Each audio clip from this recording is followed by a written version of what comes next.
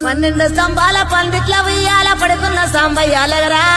లగరా సాంబయ్య లగరా నాయ్య లగరా పరమాత్మ లగరా ఎన్నీళ్ళు సన్నీళ్ళు ఏకము చేసినము స్నానమాడంగా లగరా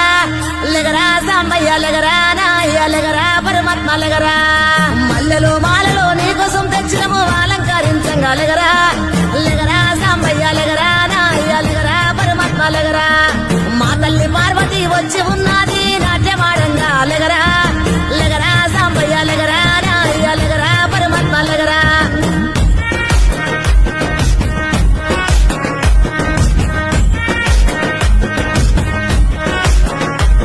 నీ భాష ఏందయ్యా